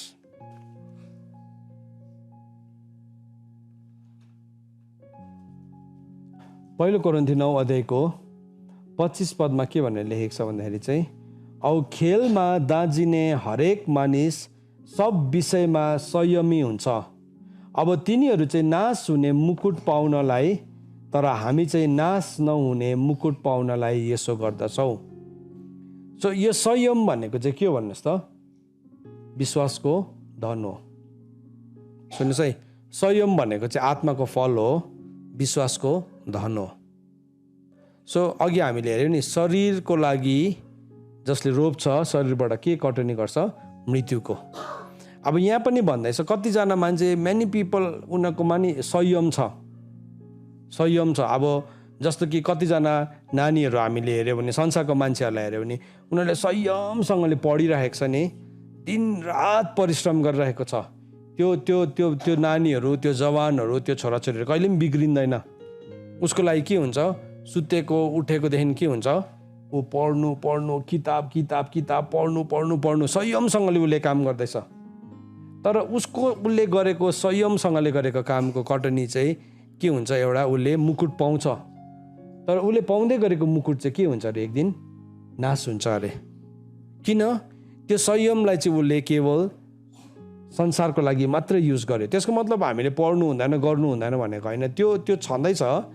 तर त्यो धन जुन चाहिँ छ नि, त्यो धन चाहिँ तपाईँले कति कहाँ लगानी गर्नु हुँदैछ, त्यो चाहिँ ठुलो कुरा हो। सो त्यो धन चाहिँ अब हामी आमा बाउले पनि कस्तो हुन्छ भने, हामी क्रिस्चियनहरूको आमा बाउहरू कस्तो हुन्छ भने, छोराछोरी अलिकति पढ्ने खालके छ भने चाहिँ त्यसलाई चाहिँ के गर्छ, हामी एकदम पढाउँछौँ, यो चाहिँ राम्रो हो, यसले चाहिँ मेरो भोलि पर्सि बुढेसकालको लाठी इत्यादि कुराहरू, अनि उसलाई पुरा पढ्नुमा पनि उसलाई पुरा हेल्प गर्छौँ। अलिकति बिग्रेको छ, अलिकति काम नलाग्ने छ भने चाहिँ के हुन्छ, मिनिस्ट्रीमा सेवकाईमा मलाई पनि थुप्रोले फोन गर्छ तपाईँकोमा पठाउँ भनेको। है किनभने ऊ चाहिँ अलिकति संसारमा भाका टिपेन, अनि भाका नटिप्दाखेरि चाहिँ अब के गर्यो, अब यसकोमा पठाएर यसले यसो है गरेर हुन्छ कि है। मतलब एउटा मान्छेको नि भ्यालुएबल छ खासमा लाइफ। तपाईँ एउटा पढ्दै गर्नु भएको एकदमै ज्ञानी व्यक्ति हुनुहुन्छ होला, म तपाईँलाई सोध्न चाहन्छु, तपाईँले आज लगानी गर्दै गर्नुभएको तपाईँको समय, तपाईँको जीवन, सबै कुराको नि अनन्ततामा चाहिँ के मूल्य छ, तपाईँले हासिल गर्दै गर्नुभएको डिग्रीको के मूल्य छ, म सोध्न चाहन्छु आज। नपढ्नुहोस् नगर्नुहोस् भनेको होइन, तर सोधेको मात्रै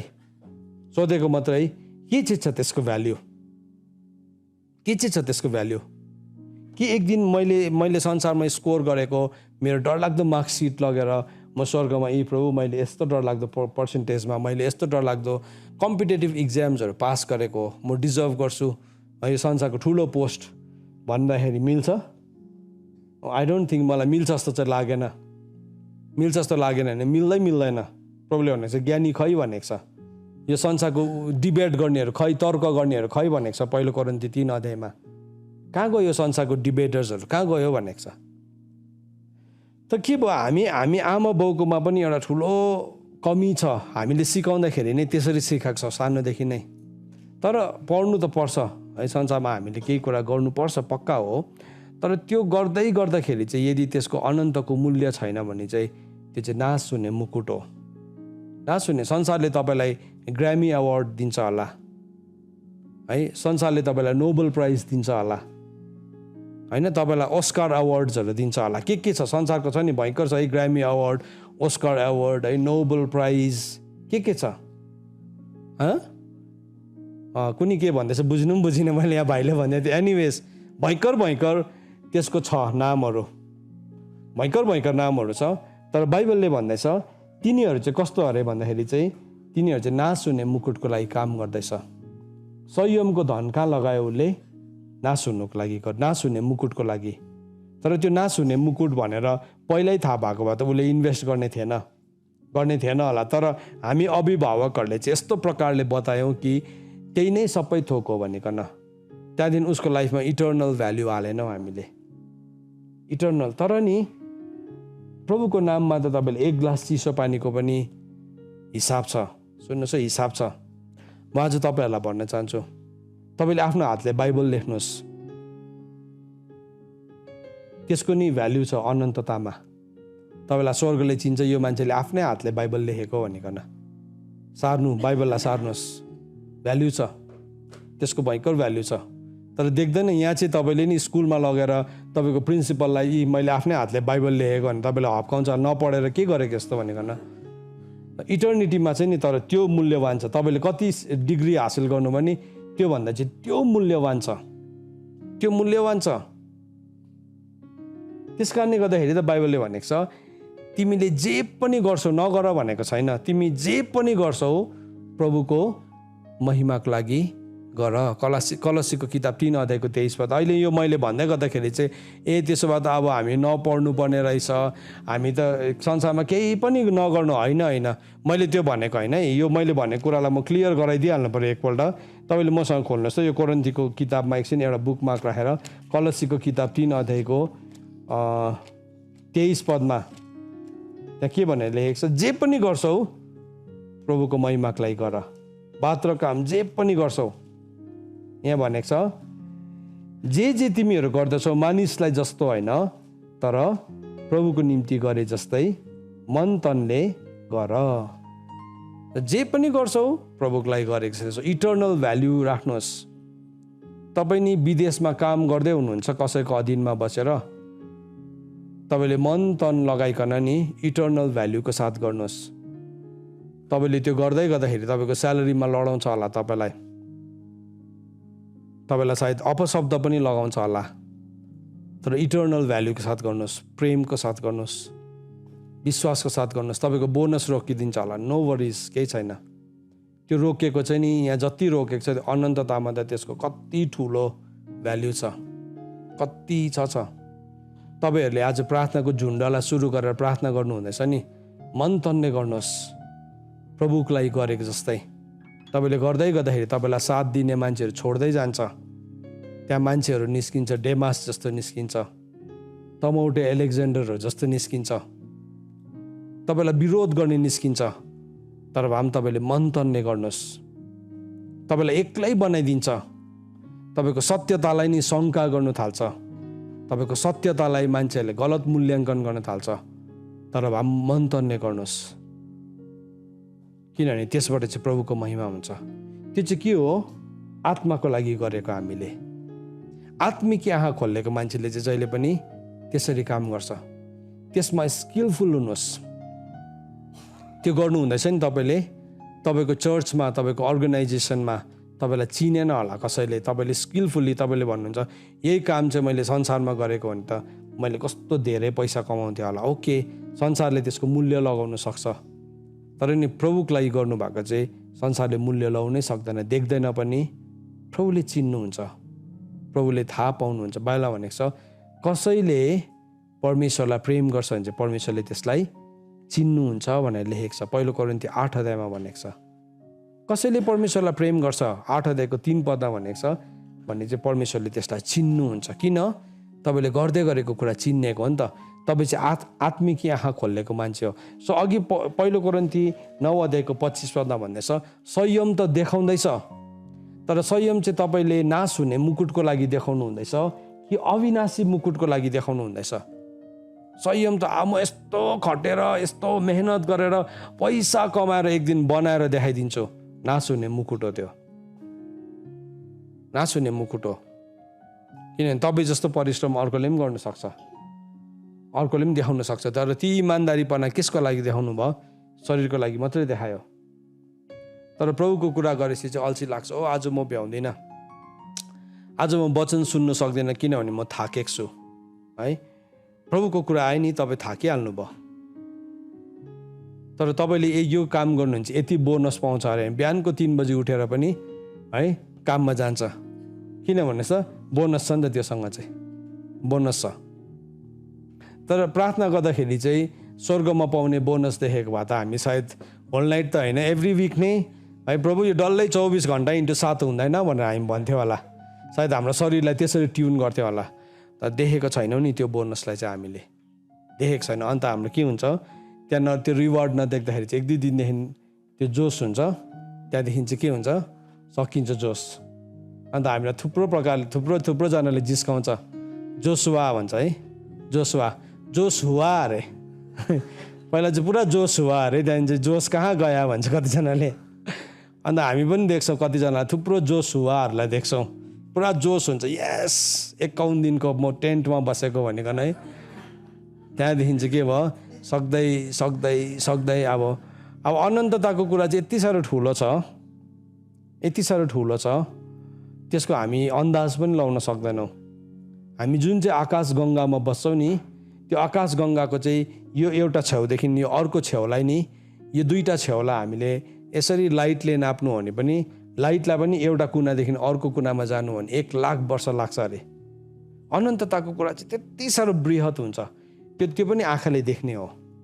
तर परमेश्वरको अनन्तताको कुरा झन् ठुलो हुन्छ। त्यसले गर्दाखेरि चाहिँ हामीलाई झन् बेसी संयम चाहिन्छ नि, झन् बेसी संयम चाहिन्छ। यशायाले नि उसको एक ठाउँमा के भनेको छ प्रभुलाई, प्रभु तपाईँको धीरजमा सोरेर जानुदेखि मलाई बचाउनुहोस् भनेको छ। सुन्नुहोस् है, प्रभु यति साह्रो धीरजी हुनुहुन्छ कि कोही कोही बेला हामी सोरिनु पनि सक्छौँ। म एउटा खण्डलाई पढ्छु ल, यशायाको किताब यशाया हो, यर्मियामा होला, यर्मिया 15:15 छ। यर्मिया 15:15 यर्मियाले भनेको छ, यर्मियाको किताब 15 अध्यायको 15 पदमा के भनेको छ? यसरी भनेको छ, हे परमप्रभु तपाईँलाई जाहेरै छ, मलाई सम्झनुहोस् र मलाई हेर्न आउनुहोस्, मलाई सताउनेहरूसित मेरो बदला लिनुहोस्। है, उसले भनेको छ फर्स्टमा चाहिँ पुरा कम्प्लेन गरेको छ, प्रभु तपाईँलाई सबै थाहै छ, मलाई पनि सम्झिनुहोस् है, मलाई हेर्न आउनुहोस्, मलाई सताउनेहरूको निम्ति तपाईँले के गर्नुहोस्? बदला लिनुहोस्। हामीलाई त्यस्तै लाग्छ नि, मलाई सताउनेलाई त प्रभुले बदलै लिइहाल्नु भएको भए त त्यसलाई सताउने थिएन होला जस्तो लाग्छ नि। कोही कोही बेला त्यस्तै लाग्छ, मलाई पनि लाग्छ, साह्रो सताएको कि साह्रो खेदेको, बरुभन्दा प्रभुले एउटा छडी लगाइदिनु भयो भने त अलिकति सन्चो हुन्थ्यो होला, यो सही रहेछ भनेर यिनीहरूले बुझ्थ्यो होला भने जस्तो लाग्छ। तर प्रभुले त्यसरी गर्नै हुन्न। त्यहाँदेखि चाहिँ उसको नेक्स्ट प्रेयर चाहिँ के छ भन्दाखेरि चाहिँ, तपाईँको धैर्यमा सोरेर मलाई जानु नपरोस् भन्दैछ। प्रभुको धैर्य चाहिँ यति साह्रो धैर्यवान हुनुहुन्छ प्रभु, कतिजना मान्छे चाहिँ सोरेर जान्छ त्यसमा। प्रभु पर्खेको पर्खेको पर्खेको पर्खेको पर्खेको पर्खेको पर्खेको गर्नुहुन्छ प्रभुले। पर्खेको, एउटा व्यक्ति नाश नहोस् भनिकन, एउटा जीवन नाश नहोस् भनिकन। अनि त्यसको लागि चाहिँ नि अब त्यो अविनाशी मुकुटको लागि चाहिँ हामीले पनि धैर्यसँग काम गर्नुपर्ने हुन्छ। अब्राहमलाई भने नि प्रभुले, आकाशको तारा देखाएर, समुद्रको बलुवा देखाएर, धुलो देखाएर के भन्यो?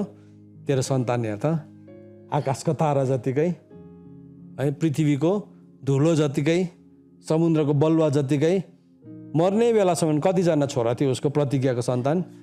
एउटै मात्रै थियो, आकाशको तारा जतिकै अरे। अन्त अब्राहमले त बाइबलमा भनेको छ ऊ चाहिँ उसको विश्वासलाई लिकन धर्म राएन भनेको छ। त्यो बल्ला बल्ला बल्ला जन्मेको त्यसलाई पनि लगेर बलिदान गर भन्छ प्रभुले। फेरि लगेर त्यसलाई पनि बलिदान गर। तपाईँहरू कतिजनाले आज यो कुरालाई अनुभव गर्दै हुनुहुन्छ? बल्ला बल्ला बल्ला सेवकै सुरु भएको, अब त गाडी आयो बाटोमा भनेको त सुरु भएको 1-2 दिनमै के भयो? भत्ताभुङ्गै भयो, सबै नट बल्टुहरू फुस्केर सबै के भयो। अनि प्रभुले किन खोल्नु भएको? फिटिङ नै राम्रो भएको थिएन रहेछ। प्रभुले फेरि खोल भन्नुहुन्छ, त्यसलाई फेरि नयाँ स्क्रु लगा, फेरि राम्रोसँगले जोड भन्नुहुन्छ। है, अब त यो मान्छे आमाहरूको प्रार्थना, आमा सानो जागृति आइरहेको छैन, हामी त 1 हप्तासम्म नखाई प्रार्थना गरिरहेको छौँ नि, 1-2 दिन बाद फेरि फोन आउँछ, हाम्रो त हेर्नुहोस् न यहाँ साह्रो परिरहेको छ, भत्ताभुङ्गै भयो। है, कतिजनाले मलाई फोन गर्नुहुन्छ, अहिले तपाईँहरूलाई हाँस उठ्दैछ, कतिले गर्नुहुन्छ भत्ताभुङ्गै भयो। अन्त कतिजनाको सुन्छु, मलाई मजा लाग्छ, प्रभु तपाईँले काम गर्नु हुँदैछ। अब के भन्नु त्यसलाई बुझाउनु, जबसम्म त्यो मान्छेको आत्मिक आँखा खोलिँदैन, अब उसले बुझ्नु त होइन। त्यसले गर्दाखेरि अब अलिअलि थम्दामा ल हुँदै गर्छ, केही छैन, नसुर्ताउ, अब त्यो भन्नु बाहेक केही छैन।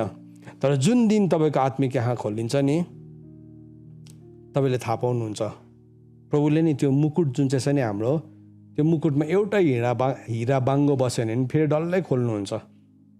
त्यो मुकुटको धातुलाई फेरि डल्लै बिल्याउनुहुन्छ। अनि फेरि प्रभुले सुरुदेखि काम गर्नुहुन्छ। किन? उहाँले चाहिँ हामीलाई नाश नहुने मुकुट दिन चाहनुहुन्छ।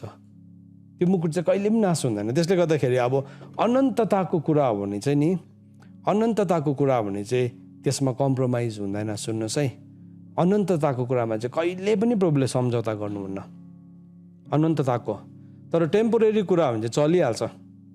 सर युज एन्ड थ्रो भन्ने चाहिँ अब के भयो, त्यसको दाम पनि सस्तो हुन्छ, यसो रङ्गिन पनि हुन्छ, त्यसमै बेसी फिचर्स हुन्छ, फेरि त्यसमै नै बेसी हुन्छ है। यता गीत पनि बज्छ, त्यसमा पर्फ्युम पनि आउँछ है, त्यसले टर्च लाइट पनि देखाउँछ, मुनि एउटा लाइटर पनि हुन्छ है। त्यहाँदेखि के हुन्छ, पेनको त्यो निब पनि 8-9वटा कलरको हुन्छ, सबै हुन्छ, 12वटा रङ एउटामै हुन्छ। तर तपाईँलाई थाहा छ त्यो चाहिँ के हो? युज एन्ड थ्रो हो। त्यो चाहिँ जबसम्म चल्यो, सोने से कम नहीं, खोने से गम नहीं भन्ने जस्तै हो। चलाउँदाखेरि चाहिँ सुन जस्तै हो, तर भत्कियो त त्यहाँदेखि गयो। तर इटर्निटी, अनन्तता भनेको चाहिँ कस्तो हुन्छ भने नि, परमेश्वरले त्यो अनन्ततामा चाहिँ यति साह्रो ठुलो लगानी गर्नुहुन्छ, यति साह्रो धीरजसँगले काम गर्नुहुन्छ, एउटा सानो धागो जतिको, एउटा सानो केस जतिको कुरा बाङ्गो छ भने पनि नि प्रभुले फेरि सुरुदेखि काम गर्नुहुन्छ। अन्त पौलले भन्दैछ खेलमा भाग लिने खेलाडीले चाहिँ संयम देखाउँछ, ऊ धीरजी त छ, तर दुईटा खेल रहेछ यहाँ चाहिँ, एउटा संसारको खेल रहेछ। संसारको खेलमा चाहिँ हामीले मुकुट छिट्टो पाउँछौँ तर त्यो नाश पनि भइहाल्छ।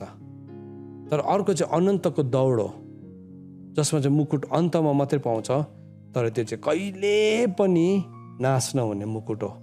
जति समय बित्दै जान्छ नि त्यो झन् के हुन्छ, चहकिलो हुन्छ, झन् ग्लोरियस हुन्छ, झन् दामी, झन् जग जग जग बल्ने हुन्छ। तर जब हाम्रो आँखा खोलिन्छ, जब हाम्रो आत्मिक आँखा फेरि पनि खोलिन्छ नि, तब चाहिँ त्यो कुरालाई हामी देख्न थाल्छौँ, बिस्तारै बुझ्न थाल्दो रहेछौँ। त्यहाँदेखि चाहिँ नि हामी हाम्रो समयलाई लिएर यति साह्रो होसियार हुन्छौँ। सुन्नुहोस् है, यो कुरा बुझ्ने मान्छेहरू चाहिँ नि आफ्नो समयलाई लिएर भयङ्कर होसियार हुन्छ। उसले आफ्नो समयलाई अलिकति पनि त्यतिकै फाल्दैन। यो कुरा बुझ्ने मान्छे चाहिँ नि आफ्नो जीवनलाई लिकन होसियार हुन्छ। उसले आफ्नो जीवनको कुनै पनि निर्णयहरू त्यत्तिकै लिँदैन, मूर्ख बनिँदैन। उसले पर्खिन्छ, प्रभुको बाटोलाई हेर्छ। झट्टै झनक्कै हुँदैन कुनै पनि निर्णयहरू, तर त्यो निर्णयहरू चाहिँ पुरा धीरजको साथमा, पुरा विश्वासको साथमा। किनभने यदि एउटा मान्छेले त्यो अर्को मान्छेलाई पर्खिन्छ, प्रभुले पर्खिनुहुन्छ भने म चाहिँ को हो भन्ने हामीभित्र एउटा एटिट्युड आउँछ र हामी प्रभुको शक्तिशाली बाहुबल मुनि आफैलाई हामी विनम्र तुल्याउन थाल्छौँ। किन? आत्मिक आँखा खोल्यो। तर होइन भने चाहिँ हामी के गर्छौँ, त्यहाँदेखि बाहिर निस्किन्छौँ। सो पौलले के भन्यो भन्दाखेरि नि, म चाहिँ मेरो प्रार्थना चाहिँ यो छ, तिम्रो अब हृदयको आँखा चाहिँ के होस्, खोलियोस्।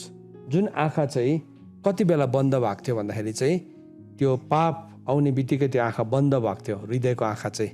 अनि कुन चाहिँ आँखा खोल्यो? शरीरको आँखा खोल्यो। शरीरको आँखा खोल्यो। शरीरको आँखाले नाङ्गोपना देखायो, तर हृदयको आँखाले त के देखाउँदै थियो? त्यो नाङ्गोपना पनि ज्योतिले के गरिरहेको थियो? ढाकिरहेको थियो। अनि हामीले आज एउटा कुरालाई सिक्यौँ, यो कुरालाई फेरि यो आउने सन्डे यसलाई म कन्टिन्यू गर्छु। हृदयको आँखाले चाहिँ जहिले पनि के देखाउँछ? आत्मिकी कुराहरूलाई देख्नु दिन्छ हामीलाई। अनि जुन चाहिँ कुरा चाहिँ पृथ्वीको मात्रै हो त्यसको चाहिँ हाम्रो अगाडि केही पनि भ्याल्यु हुँदैन। हो, हामी गर्छौँ, प्रभुको लागि गरेको जस्तै गर्छौँ। अनि हामी जहिले पनि विल फाइन्ड वेज, जहिले पनि हामी त्यो तरिकाहरूलाई भेटाउँछौँ अथवा हामी त्यो बाटोलाई हेर्छौँ जहाँ चाहिँ त्यस कुरा चाहिँ अनन्ततासँग जोडिन्छ, अनन्ततासँग जोडिन्छ। अनि हामी जे पनि गर्छौँ प्रभुको महिमाको लागि गर्छौँ। तर जुन दिन चाहिँ हाम्रो हृदयको आँखा बन्द हुन्छ, त्यहाँदेखि चाहिँ हाम्रो सबै थट्सहरू चाहिँ शारीरिक हुन्छ, सबै लगानीहरू शारीरिक हुन्छ। विश्वासको धन जससँग चाहिँ समय जोडेको छ, विश्वासको धन जससँग चाहिँ संयम जोडेको छ, विश्वासको धन जससँग चाहिँ हाम्रो जवानी, जीवन, हाम्रोमा भएको धन सम्पत्तिहरू जोडेको छ, त्यसलाई चाहिँ हामी शारीरिक रूपमा खर्च गर्छौँ। त अहिलेसम्म हामीले गऱ्यौँ होला, तर बाइबलले भन्छ ग्रहण योग्य समय अहिले हो, उद्धारको दिन अहिले हो। यदि हामी आज हामी निर्णय लिन्छौँ, प्रभुलाई भन्छौँ, प्रभु मेरो आत्मिक आँखा खोलिँदैछ आज, अनि म मेरो विश्वासको धनलाई चाहिँ अनन्ततामा लगानी गर्छु भने चाहिँ हामी हाम्रो कुराहरूलाई लिकन साँच्चै नै केयरफुल हुन्छौँ, साँच्चै नै होसियार हुन्छौँ। आज तपाईँ एउटा यस्तो निर्णयमा टेक्न आँट्नु भएको छ होला, तपाईँ रोकिनुहुन्छ, एकछिन रोकिनुहुन्छ, अनि तपाईँले त्यो निर्णय लिनुभन्दा अगाडि त्यसलाई भ्याल्यु गर्नुहुन्छ, यसको अनन्त भ्याल्यु छ या पृथ्वीसम्म। अनि हामी त्यसरी हाम्रो कदमहरूलाई हामी सही प्रकारले अगाडि बढाउन सक्छौँ। परमेश्वरको वचन पढाइ अनि सुनाइमा परमेश्वरले हामी सबैजनालाई आशिष दिनुभएको होस्। आउनुहोस् हामीहरू प्रार्थना गर्नेछौँ। प्रभु, हामी प्रार्थना गर्छौँ, तपाईँले हामीलाई दिनुभएको तपाईँको अनन्तताको कुराहरू, तपाईँले हामीलाई दिनुभएको प्रभु तपाईँको इटर्नल थिङ्सहरू कति साह्रो शक्तिशाली छ भन्ने कुरालाई हामीले सिक्यौँ। तर प्रभु त्यो कुराहरूको त्यति बेला मात्र अर्थहरूलाई हामी बुझ्दो रहेछौँ जब चाहिँ हाम्रो आत्मिक आँखाहरू खोलिँदो रहेछ। अनि राज्यको तेस्रो जनादेशमा प्रभु तपाईँले भन्नुभयो तपाईँ चाहिँ अन्धहरूलाई दृष्टि दिनलाई आउनुभएको हो। अनि प्रभु हाम्रो त्यो दृष्टिहरू खोलिएको होस् भनिकन हामी प्रार्थना गर्छौँ। जसरी त्यो अन्धो बर्तिमाईले चिच्चायो अनि भन्यो म दृष्टि पाऊँ, आई वान्ट टु सी, म देख्न पाऊँ भनिकन।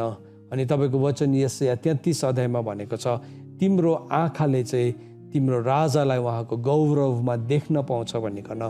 प्रभु जब यशायाको आँखा खोलियो तब तपाईँको महिमाले त्यो मन्दिरलाई भरिएको तपाईँको गौरवलाई उसले देख्न सक्यो अनि उसले आफ्नो अशुद्धतालाई थाहा पाउन सक्यो प्रभु।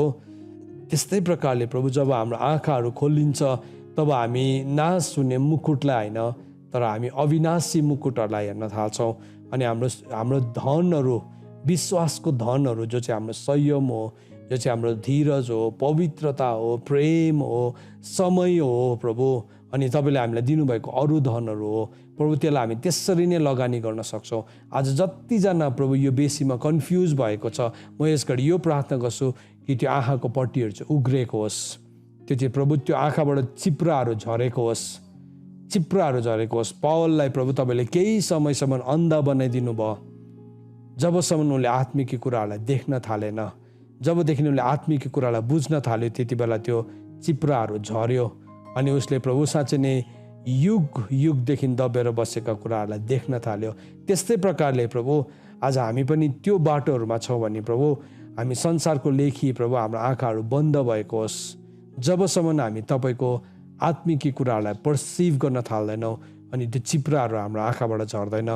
प्रभु म तपाईँसँग यो प्रार्थना गर्छु आज जतिजनाले प्रभु यो सिजनमा संसारप्रति आँखा बन्द भएको आज उनीहरूले अनुभव गरेको छ भने प्रभु अब त्यो आँखाबाट चिप्राहरू झरेको होस् र अनन्ततामा दृष्टिहरू खोलिएको होस् भनिकन प्रार्थना गर्छु। धन्यवाद यो समयको लागि, यो वचनको लागि। सुन्ने हरेकको जीवनमा तपाईँको ग्रेस, तपाईँको फेभर, तपाईँको मर्सी आएको होस् र तपाईँलाई महिमा भएको होस्। धन्यवाद। सबै बिन्ती माग्छु पुत्र प्रभु यीशु ख्रीष्टको जिउँदो अनि पवित्र नामले, आमेन।